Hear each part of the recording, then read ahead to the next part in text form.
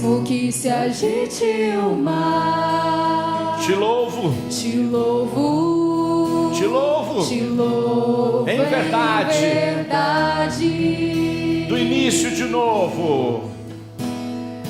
Mesmo na tempestade, Mesmo que se agite o mar, que se agite o mar, te louvo, te louvo em verdade.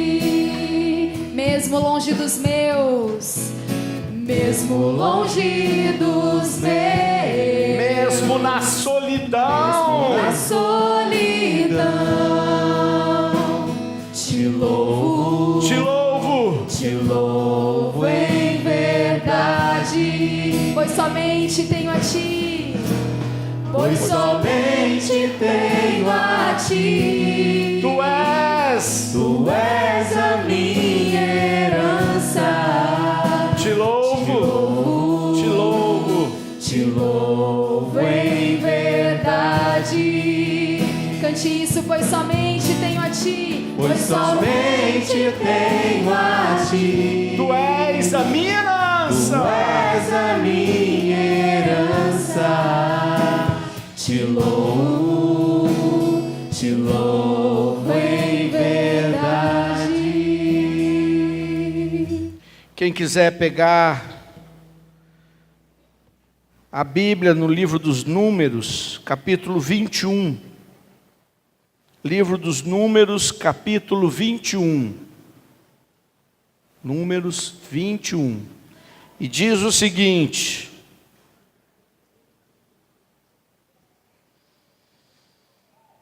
partiram do Monte Or na direção do Mar Vermelho para contornar a terra de Edom.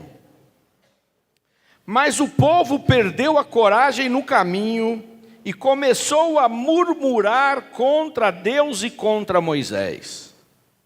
Por que, diziam eles, nos tirastes do Egito para morrermos no deserto onde não há pão nem água?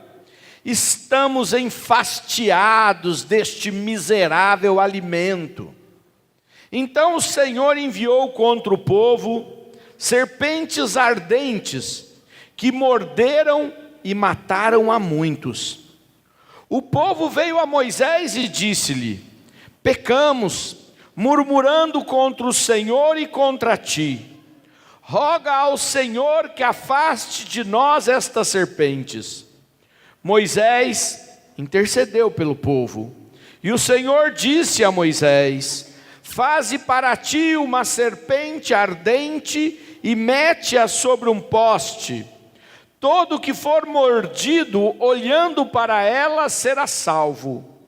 Moisés, pois, fez uma serpente de bronze e fixou-a sobre um poste. Se alguém era mordido por uma serpente e olhava para a serpente de bronze, conservava a vida. Palavra do Senhor. Eu fico olhando, talvez a maioria de nós não sejamos parecidos com aquele povo do deserto. Sejamos pessoas com uma boa memória das coisas que a gente já recebeu. Mas talvez alguns de nós seja como aquele povo. Trabalhavam 16 horas por dia. Tinham que cumprir a produção, fabricando, depois que chegavam em casa, os tijolos que eles iam usar para trabalhar no outro dia.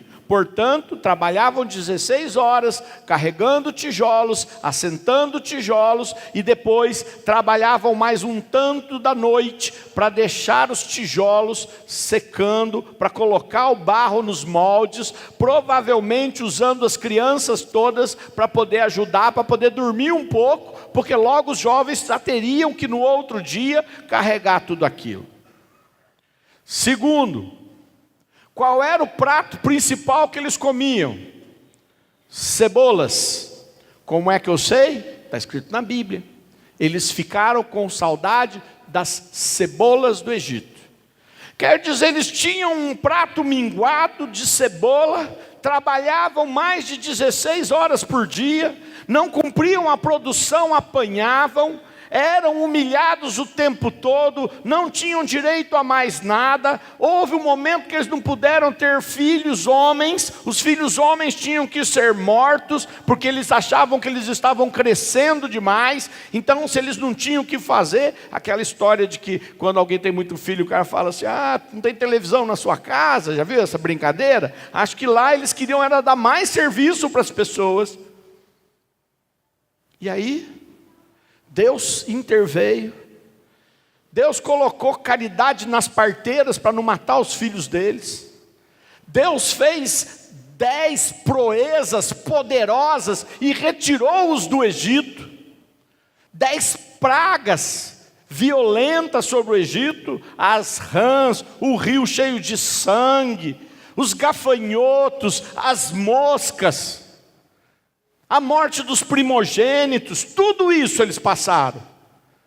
E quando eles saíram de lá, saíram animados, os vizinhos lhes entregaram presentes de ouro. Podem ler lá no Êxodo capítulo 12, por exemplo, quando trata exatamente da ceia que eles fizeram antes de sair. Só que depois de um tempo, a memória começa a nos enganar, e a gente para de enxergar as coisas maravilhosas que Deus já fez na nossa vida.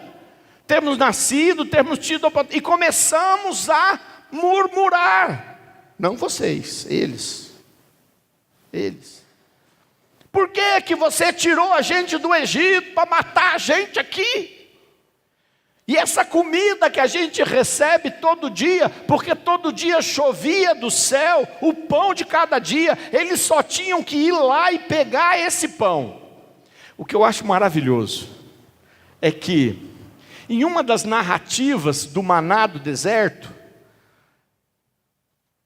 por exemplo, um dos salmos, por exemplo, o discurso de Estevão, diz assim: e chovia do céu um pão que tinha todos os sabores.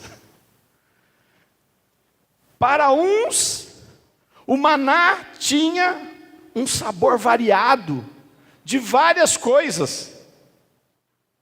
Para outros, este alimento miserável. Gente,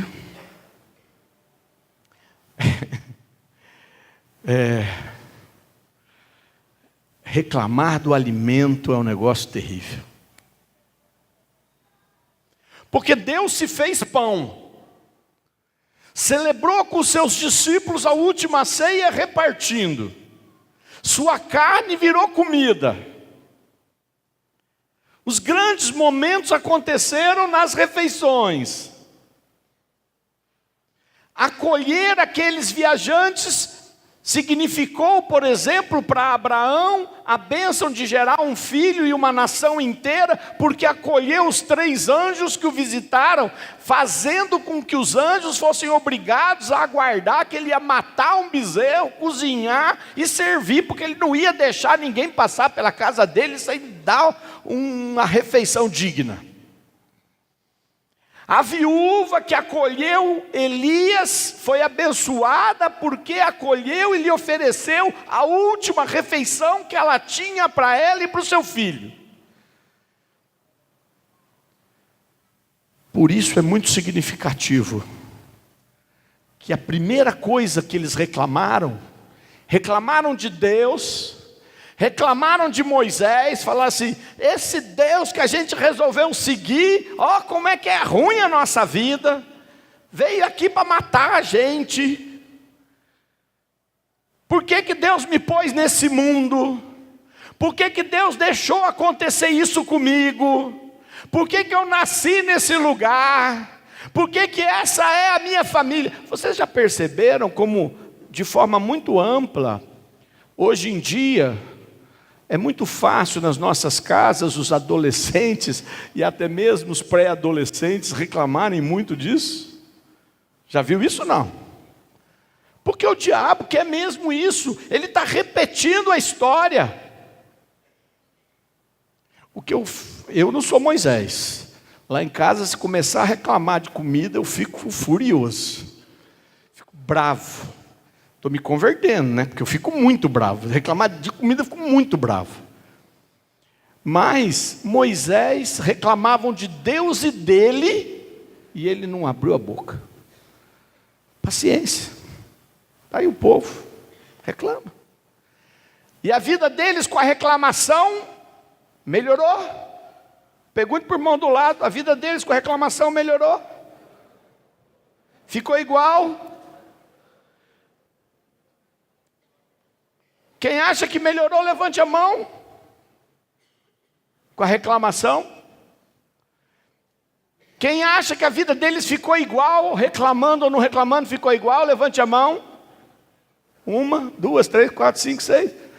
Não, piorou. Veio a serpente. Eles ficaram reclamando. Quando a gente reclama, a gente atrai para cima da gente a dor, serpentes ardentes. É isso que Deus está dizendo. A reclamação é pior ainda, ela piora. Ela não só não atinge o seu objetivo, porque quando você reclama, você tem a intenção de que ao reclamar as coisas melhorem.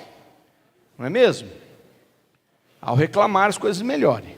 Não confundir reclamar com as manifestações que a gente tem a obrigação de fazer pelos nossos direitos, não é? Quando você compra uma coisa e não te entrega, isso não é reclamar, né? É que chama reclamação, mas na verdade você está querendo ter o jeito. Mas ficar murmurando,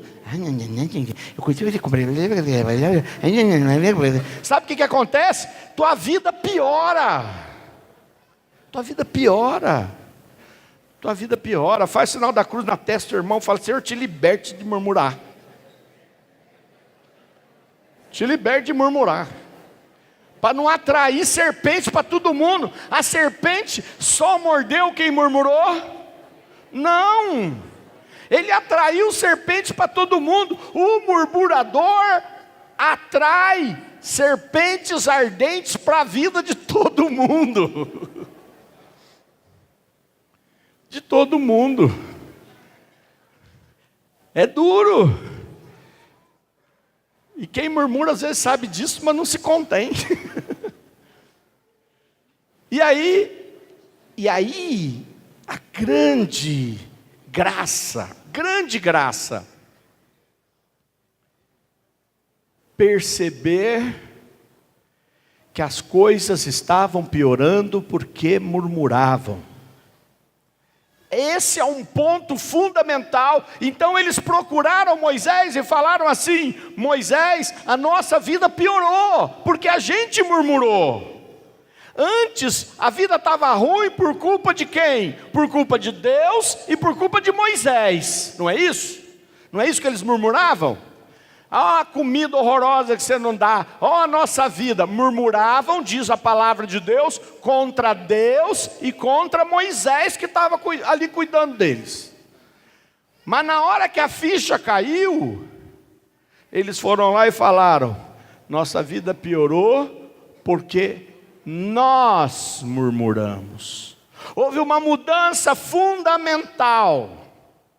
Uma mudança fundamental. Eu parei de culpar a Deus, a Moisés, aos outros, e comecei a perceber que a responsabilidade pelas coisas não estarem tão boas era de quem? Minha, sua, nossa.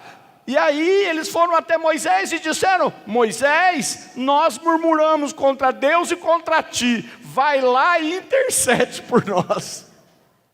Reconheceram que estavam enfraquecidos, até mesmo para pedir a Deus, porque com que cara eles iam chegar e falar: olha Deus, eu até agora achava que você era culpado de tudo, agora eu sei que não é não. Bom, e Moisés, esse é o lado bom. Quando você tem pessoas murmuradoras perto de você, tem um momento que você é o murmurador, mas tem também um momento em que os outros são murmuradores ao teu redor. O Senhor diz: interceda por eles. Não é dê o troco, não é murmure de volta, não é fique nervoso, não fique irritada. Interceda por eles. Você conhece algum murmurador? Quem conhece, levante as duas mãos. Estão com a mão levantada? Fica a mão levantada, Moguinho. Quando vocês encontrarem um murmurador, levantem as mãos e intercedam. Intercedam. Mas não é para fazer assim não. A pessoa está murmurando, você já aproveita para dar um tapa de luva de pelica e já levanta a mão assim.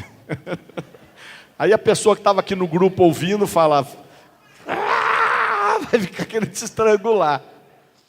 Interceda. Interceda. Quando tem gente murmurando, interceda.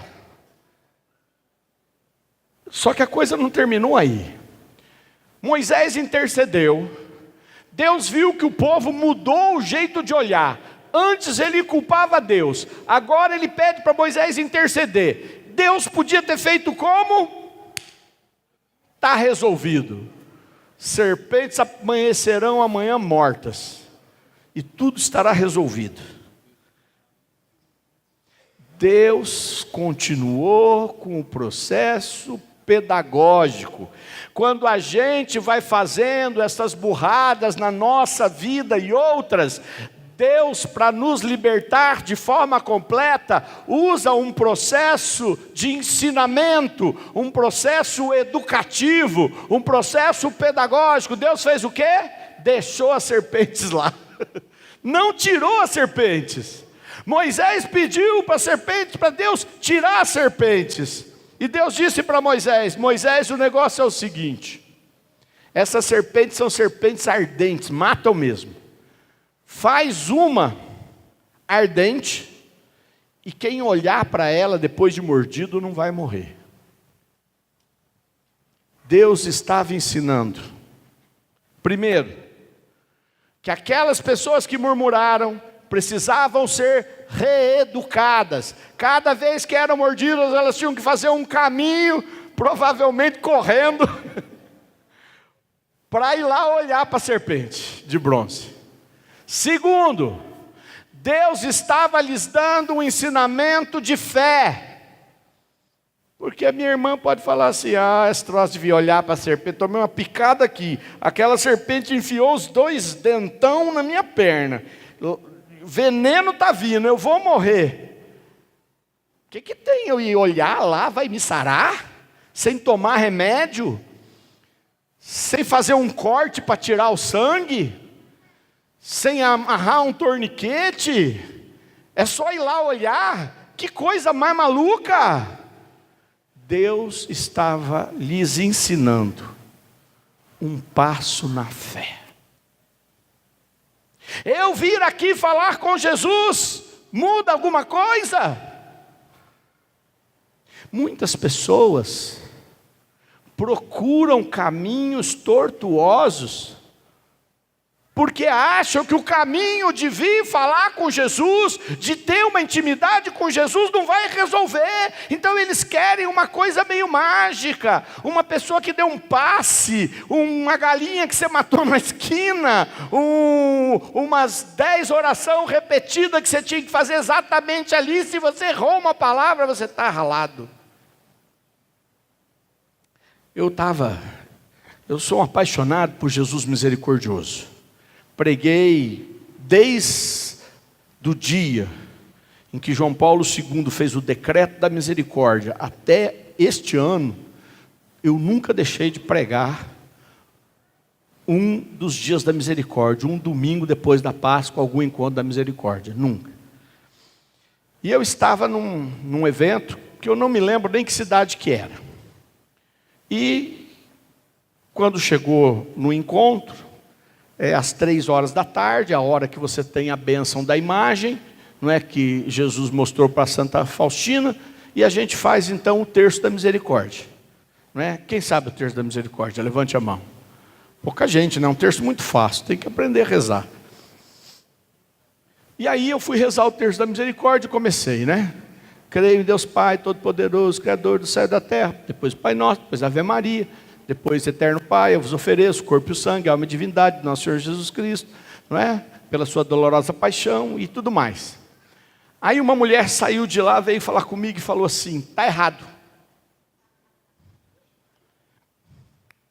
Falei: como está errado? Você está rezando errado. Eu falei: será que eu estou rezando errado? Está rezando errado.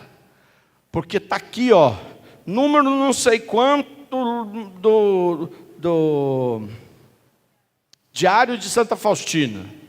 Primeiro Pai Nosso, depois Ave Maria, por último Credo. Você inverteu. Vamos ter que fazer de novo, senão não vamos ter a benção. Aí eu falei: tá bom. Comecei de novo terça. E depois eu saí de lá pensando: vocês acham mesmo que eu perdi a bênção?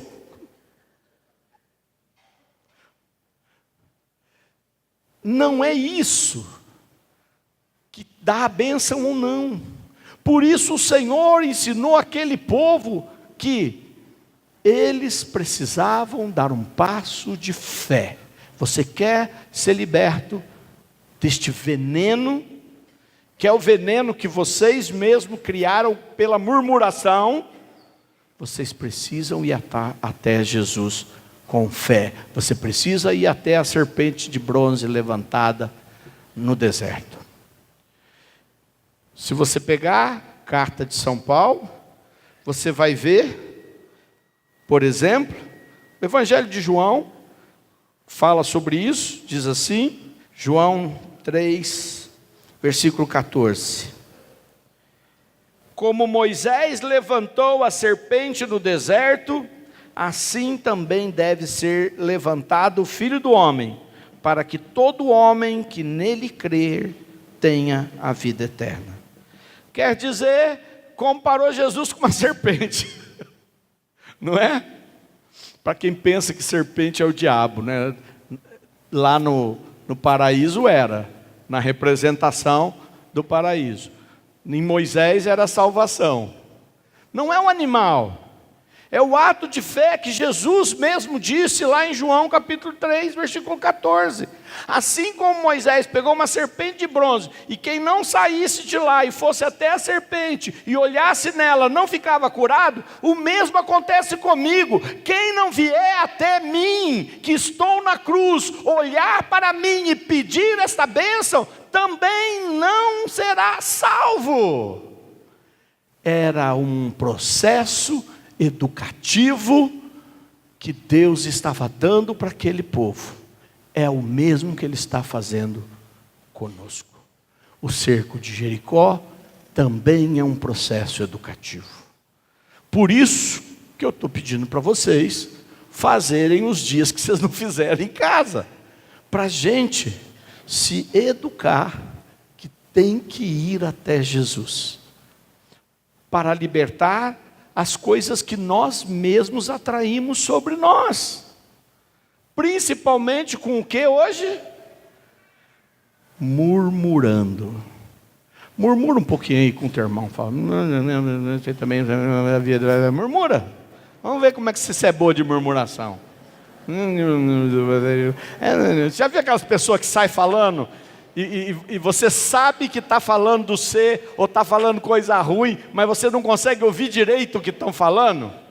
Né? Se você está com muita raiva, você pergunta assim: falou o quê? E se você ouvir um pouquinho, você pergunta: repete. Não é? Irmãos, em nome de Jesus, hoje escolhemos das músicas do Martim Valverde, que tem, por exemplo, a Gabriela falou comigo, pai, quer que canta Ninguém Te Ama Como Eu, que é do Martim Valverde também? A gente escuta na voz do Eugênio Jorge, mas é do Martim Valverde. E aí ela falou, olha, preferia essas duas. E eu sentia que contra a murmuração, o antídoto é o louvor. Louvado seja nosso Senhor Jesus Cristo. Vamos ficar de pé. Estivemos reunidos em nome do Pai, do Filho e do Espírito Santo. Amém.